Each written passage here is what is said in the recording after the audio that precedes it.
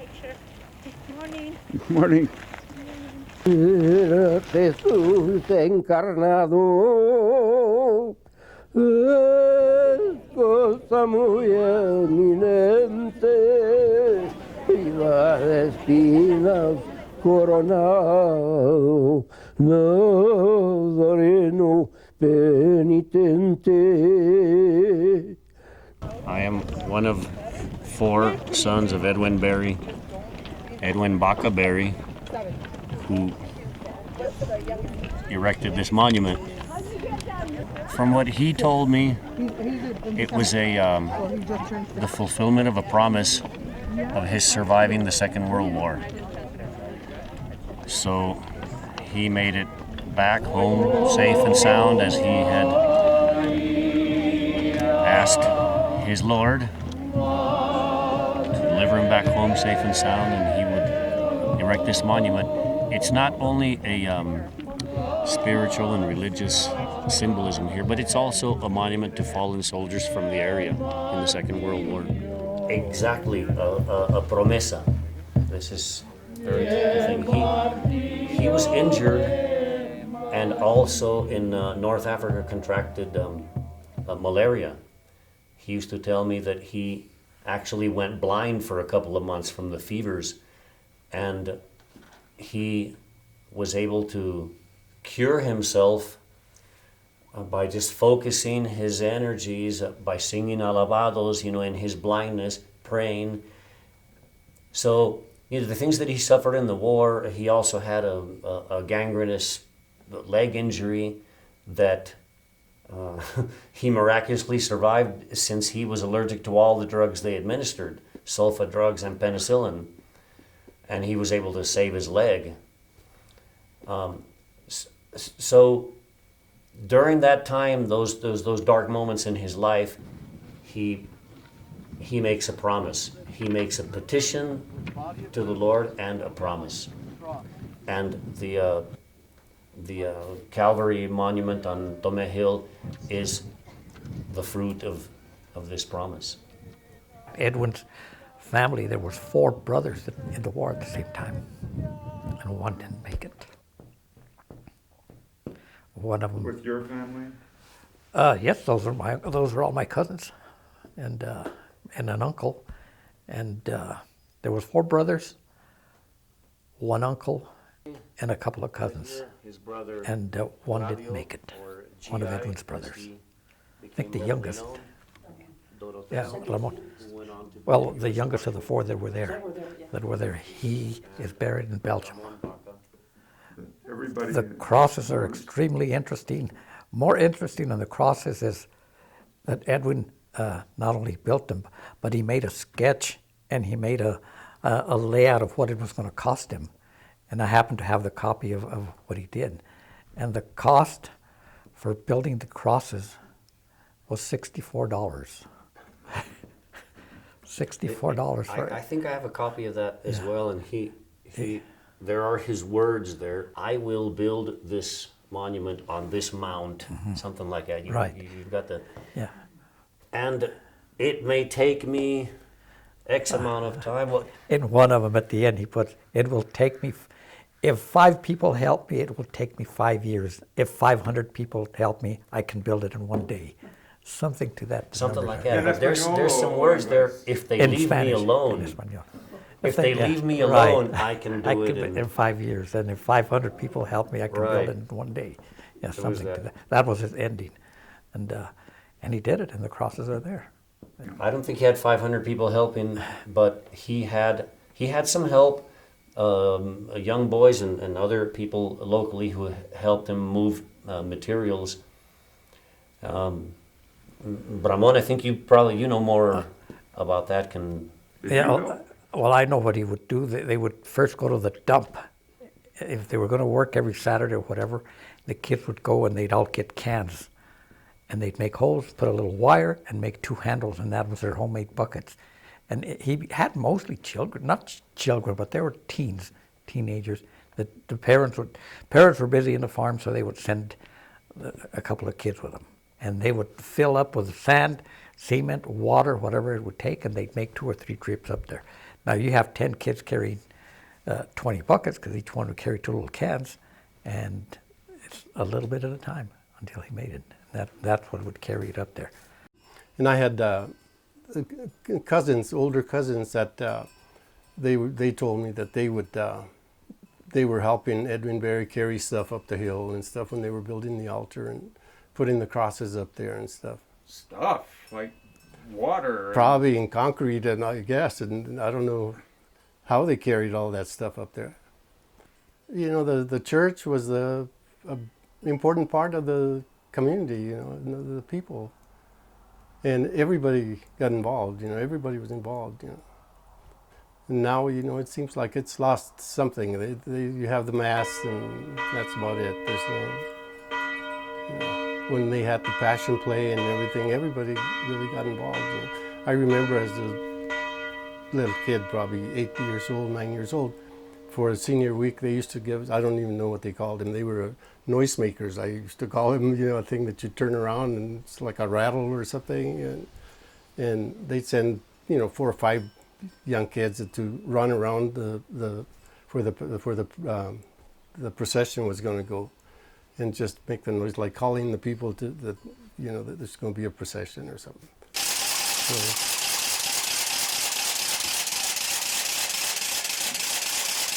So, but those things that we ran around with were big, real big, you know. Your dad was involved with the church? Yeah, he was involved with the church, and I know that he did a lot of work for the church, like the crosses on top of the hill, all the metal work that he did. He did the metal work on the crosses. I really don't know how much he was involved, but I know he made helmets, and he made the spears. And this is the kind of spears that he made for the Passion Play. But they took a lot of time in all this stuff. That's elaborate. Yeah. I just, I sort of wish it was still like it was back then with the Passion Play and everything for Easter, because it was, you know, I think people were more involved, you know, and, but you know, everything's changed so much that, you know. I'm glad that his work is still here, that we can see it. He did all the metal work around the wooden crosses and the metal work up in the middle cross there. This monument was used all in the Passion Play that used to be held here in the plaza in Tomé.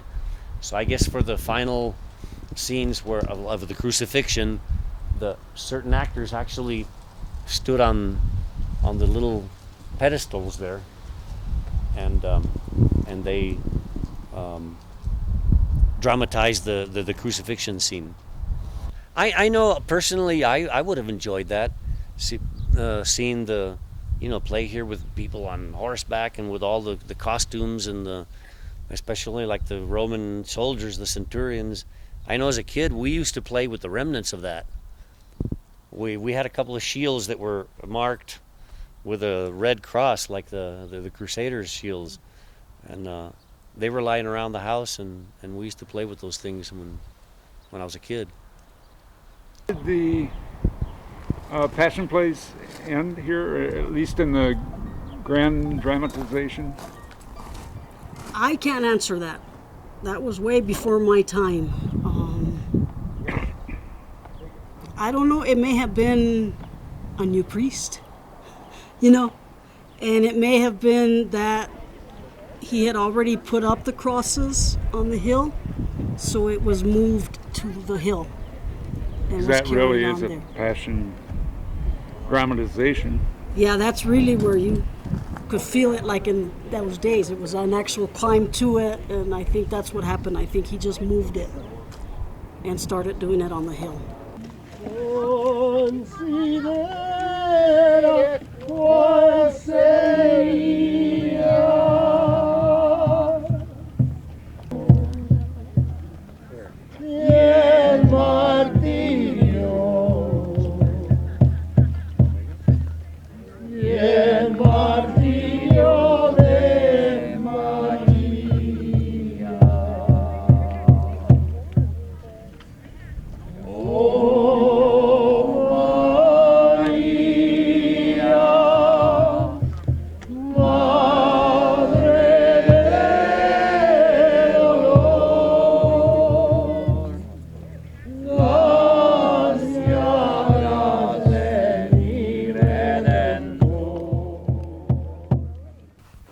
pilgrimage has gone on. It's taken on a life of its own. It's massive. Many more, thousands and thousands of people come. Even before Good Friday, there were already people going up there. During Good Friday and after. So somebody mentioned that there'd been some people up there at night because we've had a full moon. So. Yes, there was a lot of people at night. Yeah, last night. Gloria vos, oh Padre eterno, gloria vos, Hijo divino, gloria vos, Espíritu Santo, cual fue, siempre será, por la inmensa eternidad,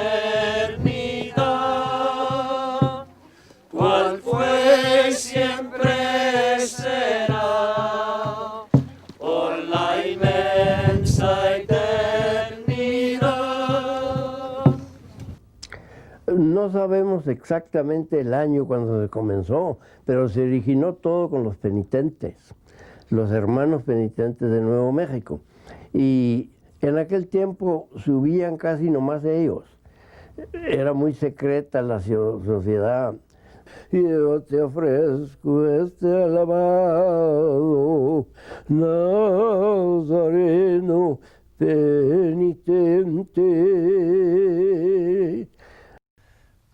He said many times that he made a promise to his father. His father was a penitente. His father, Manuel Atocha Baca, was a superintendent of schools here in the valley. Again, like an educated man. He told him, don't let these songs die off. Because I guess even after World War II, a lot of things changed in the valley. And maybe all across the world, and maybe my grandfather thought, well, these traditions may be waning. And so my dad made a promise to him that he wouldn't let those songs die. And so when my father couldn't sing anymore, I kind of thought, well, I didn't tell him I'm not going to let these songs, but internally I thought, you need to keep these songs going. That's kind of why I do it. And I like to sing, and I've come to respect my father a lot. Growing up, I didn't understand him. This is a penitente song called Ay mi Jesús Nazareno. There are 22 verses, and it tells the whole story of the Stations of the Cross, basically. Ay mi Jesús Nazareno, por tu pasión tan pesada, San Pedro me abra sus puertas para entrar en su morada. Cuando a Jesús lo vendió por plata falsificada, San Pedro me abra sus puertas para entrar en su morada. Con un beso de traición. I knew the melodies to one or two songs, but I had to go to the UNM library because they recorded my dad, and I learned some of the melodies there. I was really nervous, and my brother Richard had spent more time with my father. He actually went up with my dad for many years, whereas I moved away from here when I was 18. Went to school in Phoenix, got married, spent 7 years in Las Vegas, Nevada, so I didn't go up with my dad, during all that time, but Richard did. And Richard had recorded him using a small handheld cassette tape, and so he had recordings of his voice and of the melodies. So I learned a lot of the melodies from listening to those tapes that my brother recorded. I only knew the melodies to maybe one or two songs. Fueron la causa y el peso que le rindió. Pues segunda vez cayó y en tu llanto no hagas pausa. Oh,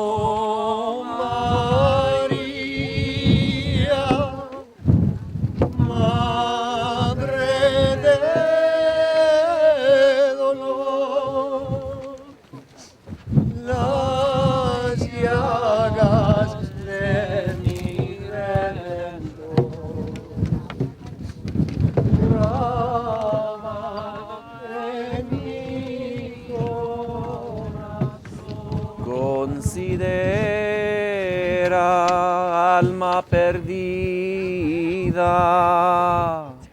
en aqueste paso fuerte. Dieron sentencia de muerte al Redentor de la vida. Oh María, Madre de dolor, las llagas de mi Redentor. He had a baritone voice, and it was a kind of a booming voice. And as a kid, you know, it was sometimes he would sing by himself at church. So there'd be this one lone voice from the back, and of course I knew it was my father, and I would get embarrassed because I thought, why isn't anybody else singing? Everyone heard him in the church.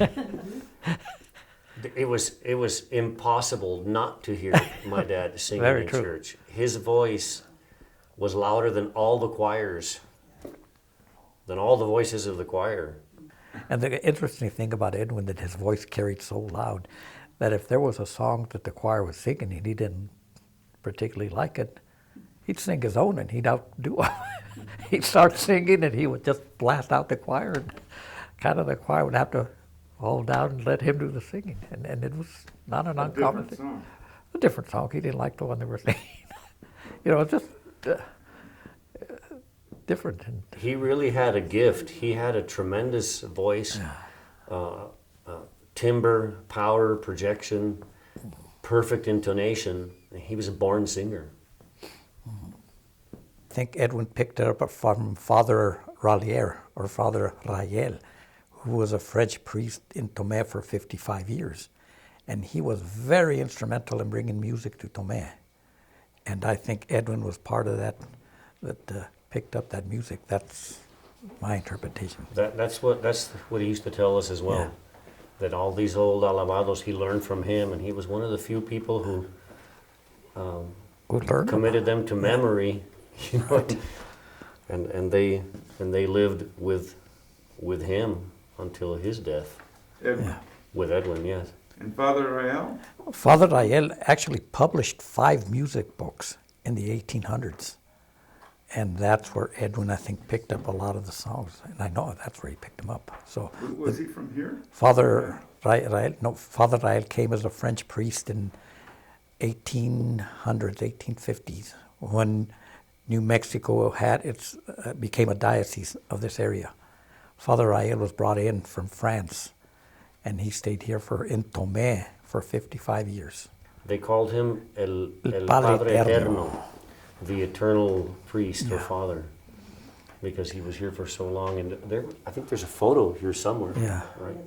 Yeah, and the interesting part is that his real name was Father Rallier, French name. But when he got here to Tomé, his name was changed to El Padre Rael, because it's more Spanish than it was French. And he went, I know I used to ask elderlies if they remember Father Rallier, and they had no idea who I was talking about until El Padre Rael, okay, now we're on the same page, you know. So anyway, that was very instrumental in music in Tomé. And Edwin just followed up where he left off when he passes. Edwin kept on memorized the songs and was amazing for singing old songs. Did Father Rael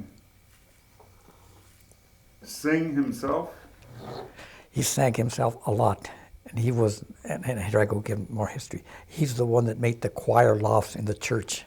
He had 3 choir lofts built, one for the women, one for the children, and one for the men. He brought 3 organs from back east, from Missouri, and he placed them in different places. One in the church, and one was given to different families so they could practice music, so they could play in the church. Father Rael, at one time, he would document a lot of things. At one point, he documents when he takes a group of children up there, and they're going up the Tomé Hill singing patriotic songs. It was during the Civil War that he climbed that hill, and there was supposed to be a battle in Peralta, and they were hoping to see that battle from the top of the hill. And he talks about the songs that they sang. So it dates back that, somebody was writing about it. Edwin was also influenced by a very important lady here in Tomé, Felicita Montaño. She was, Edwin, she was the one I think that would push Edwin a little bit harder into singing, and she was quite a lady, and she would give him second when Edwin was singing in the choir. She, a very well-known lady, Felicita Montaño Cedillo was her name. Was she a musician? Yes, she was, in her own right. In the choir? In the choir, yes. And I think she had Could you one. say something about her? She lived right next to the church. She was eccentric. Eccentric. She had a chapel there. She was not sure if she had one of the organs. At one point, she could have had one of those organs that Father Rael brought. But yeah, she was just, I think everybody in Tomé that grew up in my era knew exactly who she was. You mentioned that name and they, whoa, yes. Oh, yeah.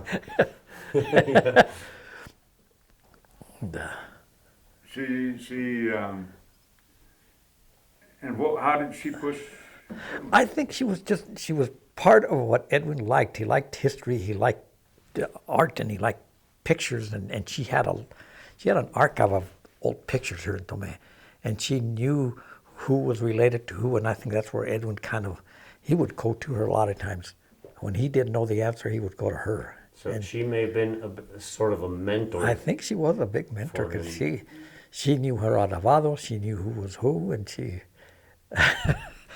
and so I know that Edwin would go to her when he didn't know an answer for something or somebody, and he was very good friends with her. I'd like to add, as far as music, someone also influential in my life as far as music was Mr. Fred Landavaso. That's the other person in that picture there. He was my school principal here in Adelino, and he was very big on art, on history, and music. He played the piano somewhat. Any day at the Adelino school when I was a kid, you could hear him playing the piano and teaching us to sing Old Fair New Mexico and God Bless America and other folk songs and popular American songs. He was another very eccentric person, multi-talented, very educated, very cultured. And I like to think that he was he saw the importance of music. It was very important to him. So it was very prevalent in the little domain that was the Adelino school when I was a kid growing up. I think Edwin, in my growing up and listening to him and watching him, and he knew songs of he knew alabados, he knew corridos, he knew, Spanish songs, just the variety. And popular music. And popular music as well. Perro carrillo soy relera y tengo a mi Juan. Él es mi vida y yo soy su querer. Cuando me dicen que ya se va el tren, adiós mi querido. The story that I know that I had heard is that he wanted to go to California and become an actor, get into the profession. And at that time, having a last name of Baca wasn't going to get him anywhere. It was a Hispanic name. There was a lot of prejudice. So I was told that he looked in the dictionary, and if you look up the word Baca, part of the definition is a berry, a type of berry. And that's where he came. As in a grape. As like a grape. As in Bacchus. Bacchus, exactly. So he came up with the name Berry, and that's how it was changed. That's the story that I've heard. I've heard some little bit that he did go to California, but that something happened. He was thwarted somehow. He was rejected or something, and that's where that ended. So he was serious about making a career, so to speak. He was that talented. He was very talented, very, very handsome. as well. I mean, you know, so, but we never get the real story because people didn't talk about it or whatever, and the people who do know it, I don't know, does Teofilo still have any recollection of that? I would sure like to talk to I her, think you need to talk to her and get before she's gone. Yeah. Yeah, 'cause there's only one left of that family. That's all right. All that makes a lot of sense to me as far as the why he chose particularly Berry. The war came, so he went to war. When he returned from the war, then he built the monument, but he also returned to Italy where he had known a family, and he returned there to court and eventually marry his wife, my mother. So after the war came family life, and family life brought children and providing for the children. So the aspirations for this career were kind of So that might have been before the war. ended. He did have a career of sorts. His aspirations in music were reduced to something more local, more traditional, and he eventually had some notoriety as far as a reference and a source for local folklore, history, and oral music tradition. I've met young people just been in a music situation, watching a band in a bar, and I meet. This has happened a couple of times in my life, where a young person talking with me realizes or makes a connection with my name, and has said, "Is Edwin Berry your father?" And I said, "Yeah." He says, "Oh, I study music at UNM, and your dad is." He comes up a lot. He's a reference. So they're younger generations who know of my dad through their studies in music and. Yeah, he gained a lot of notoriety. How do you say the word? Notoriety. Notoriety with, in fact, the UNM program studies. I, in fact, took classes where we discussed music, and I would take Edwin.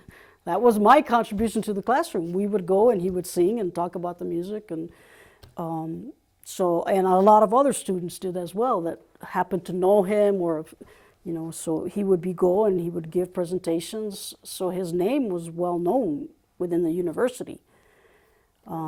He's also, like you say, this book, Música de los Viejitos. He performed in a lot of different places, in documenting the music that he knew, whether it be the alabados or the corridos or or the inditas. Yeah. So he did have a slight career, because for some of those he would get paid. I would take him and I would pay him or whatever. So he made some money. Estaba el señor Don Gato sentado en su silla de oro, gastando medias de seda y zapatos colorados. Cuando llega su compadre, le dice si quería ser casado con una I think in Edwin's case, he may have aspired to be, a singer, an actor, whatever. I think maybe something that may have happened have been that, it is a cutthroat business. It is a money business. It is about making money. And I don't think Edwin was that type of a man. To him, it wasn't all about money. It was about the love for the music, the love for the language, the idea of preserving your history, your culture. And I think what happened to him over there was actually a good thing for New Mexico and for the people of Tomé, because he came back and he focused on preserving the language, the music, the songs, the corridos, I remember one time him telling me that he had professors coming from Spain to talk to him about music songs that they had lost in Spain that he still had. So his whole thing changed to the preservation. And I think New Mexico, I think Tomé, the culture, New Mexico, the whole historical world is in a better place now because of Edwin. Because we do have those things preserved that other people just lost. And I think it may have been God saying, this is what I want you to do. So he brought him back here to where he could focus on preserving the rich history and the rich beauty that we have in this area. And sing in the church. And singing in his church and doing that part, and we all benefited from it. You know, I learned a lot of the avows in church, and he would sing them, and I learned from him, and so I was able to continue a lot of those old songs. And now when I'm in Mass, they don't sing him, and I get kind of bugged because it's like I'm ready to do what he did, start singing one of the old alabados because we're losing them. You know, but luckily we have them because he did write them all down. He did preserve them. Por amor al Calvario llegó, ese amor con que Cristo me amó, yo no puedo cambiar ese amor, yo no puedo cambiar ese amor. Traspasado su cuerpo colgó, duros clavos de inclemencia y dolor, roja sangre su rostro bañó, por llevarme a esa bella mansión. Pero llevamos adelante el deseo de nuestros padres de que nunca dejáramos morir esta tradición, estas oraciones y estos cantos tan hermosos. Y tenemos más de 800 cantos, y yo los puedo cantar todos.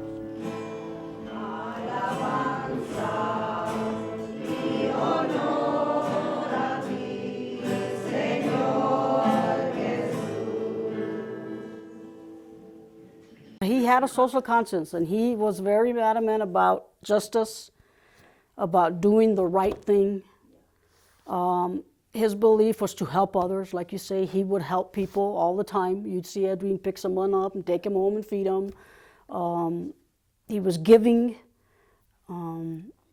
He was someone I looked up to very much. And I think my desire to go study history was because of Edwin. And listening to what he knew, and the way he sang it, the way he presented it, the way he treated people, I kind of followed in that way with him. You know, my parents were that way as well. I think that whole generation was kind of that way. But Edwin was really special because he did have that ability to present it to people where they loved it and they enjoyed it and they learned from him. And again, he was very good about doing for his community and doing the right thing for the community, even if it caused him hardship. If it was right for the community, he was going to do it. The church, the family,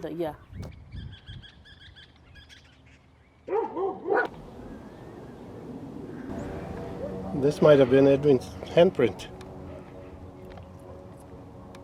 And the other thing interesting about the hill is it was very spiritual when Edwin started the climbing of the hill, the Stations of the Cross. You know, people would use it as a spiritual place.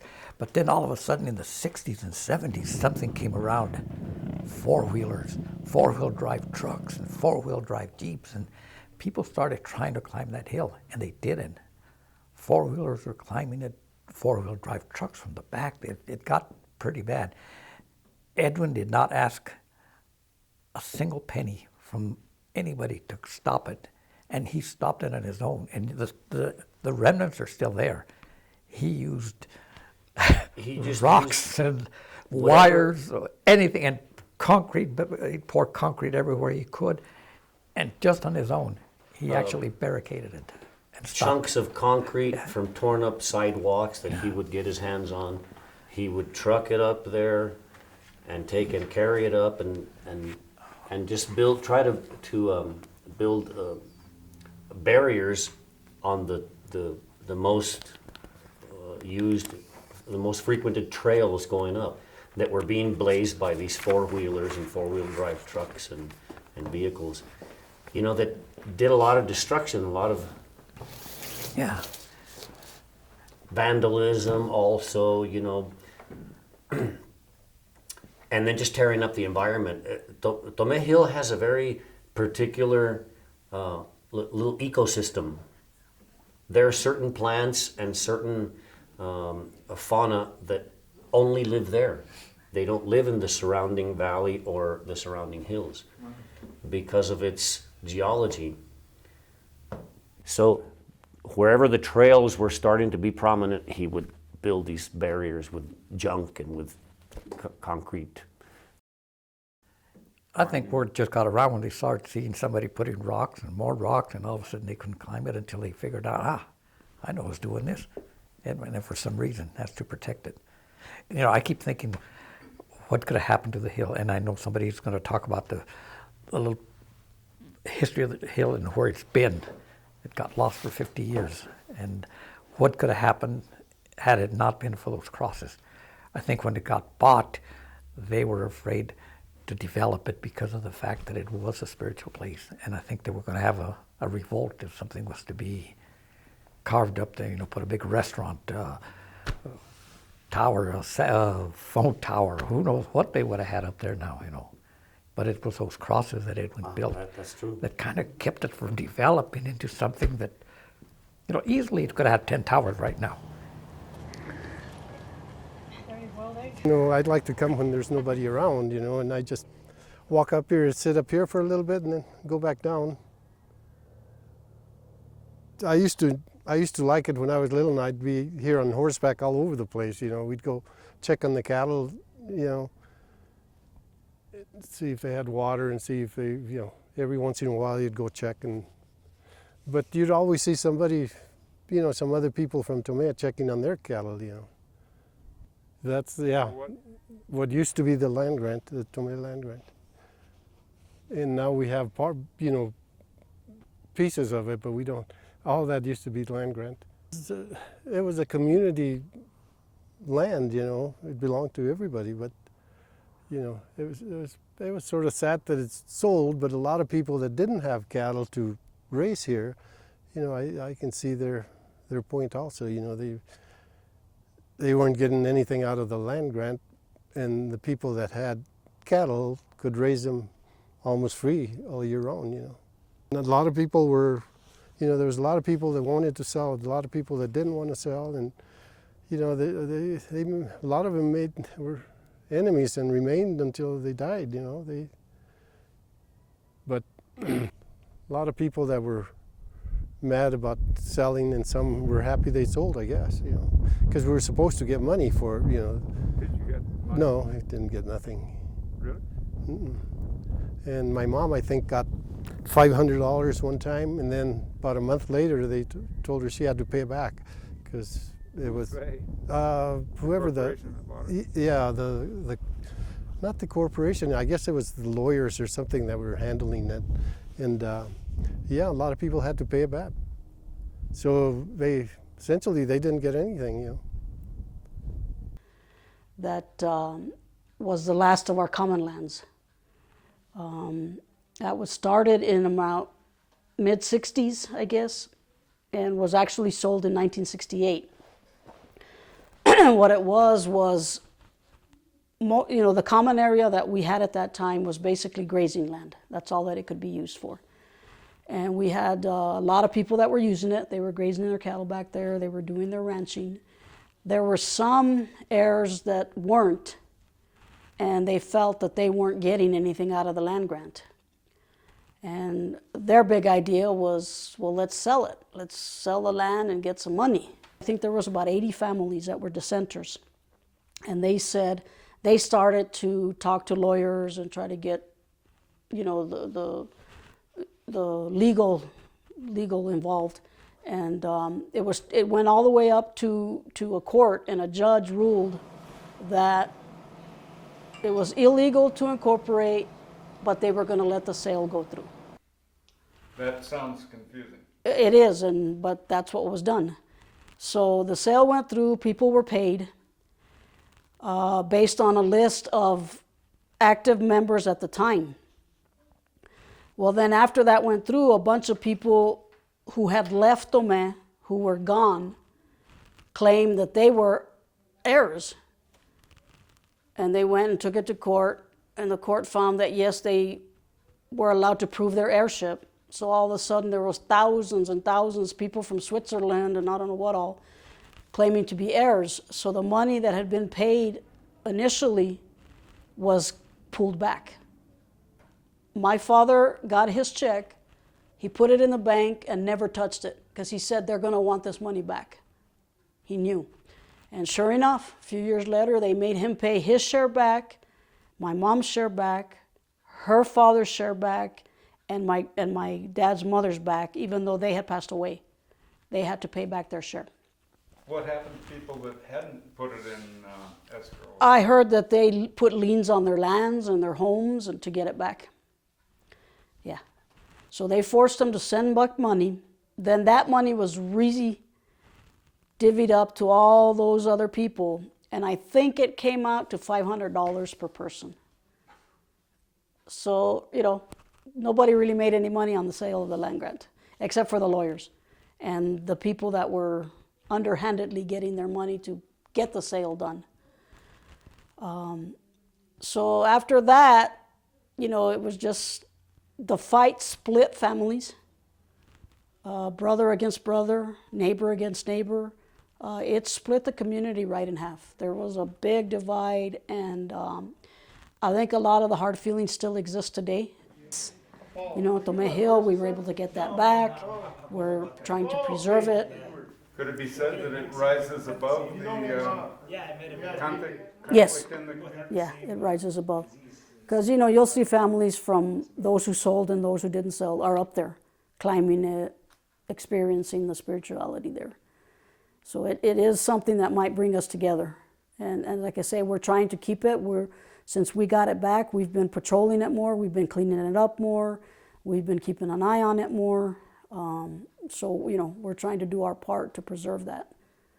As the storm clouds gather far across the sea, let us all be thankful for a land that's free.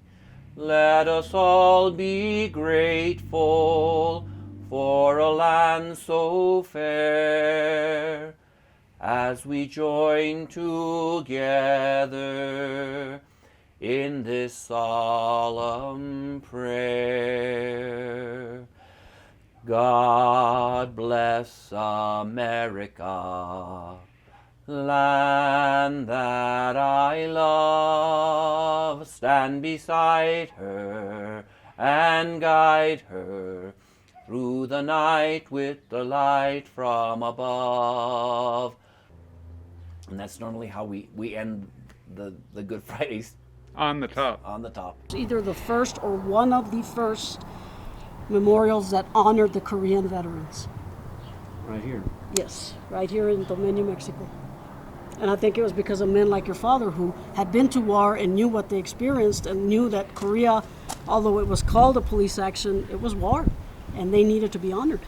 And we lost people from here in that war, and we needed to honor them. This sounds like something. Al gobierno lo que es el gobierno y a Dios lo que es a Dios.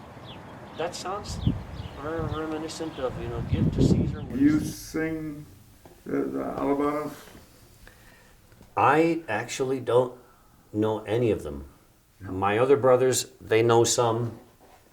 Like I said earlier, I've dedicated myself to singing mariachi music, which was another influence of my father's. He liked all kinds of music. And there was always music in the house, and here in the area, you know, this is New Mexico, Nuevo Mexico. So many of the Hispanic people, even though descendants of Spanish settlers, identified more with the Mexican culture. Something I remember both my father and my grandfather, Manuel Baca, stating was that before New Mexico was incorporated to the Union in 1912, most Hispanics here identified themselves as Mexicanos.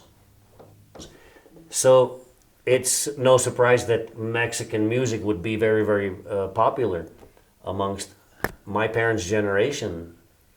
I grew up listening to mariachi all the time, all of us. You folks back there as well, you know, Miguel Aceves Mejia and Jose Alfredo Jimenez. These were great singers, Mexican artists who had a big influence here. Everyone here had nice album collections of mariachi singers. So I heard a lot of that growing up. I admired it. And in my adult life, I've dedicated myself to singing that. And that's...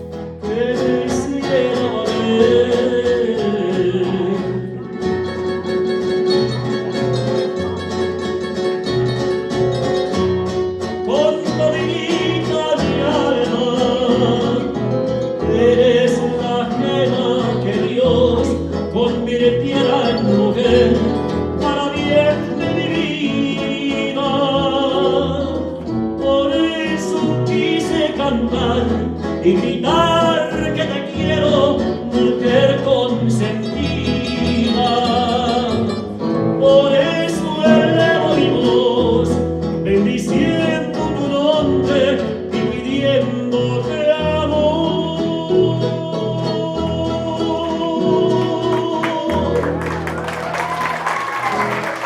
That was incredible, yeah. We've known Romano for a long time. In fact, my granddaughter is, ever since she was little, she was only like 4 years old, she would want to come to all of Romano's singing. Romano, his father started for Good Friday. Stations. There's the hill up there, the three crosses. So he started like the stations of the Bible, his father. You know, and after he died, it's never been the same. There doesn't seem to be as much respect as there was before, because he used to go with so much devotion to the hill. Yeah, I used to go all the time. I used to do the Stations of the Cross going uphill, and it was very, very nice. Edwin's idea? No, it's just that what he did is still here. And my whole thing is, if he hadn't have done that, what would it have been? I don't know. So I think it's something good. It's something we have to treasure and go from there. Señor, me has mirado a los ojos, sonriendo, has dicho mi nombre, y en la arena he dejado mi barca junto a ti. Buscaré otro mar junto a ti.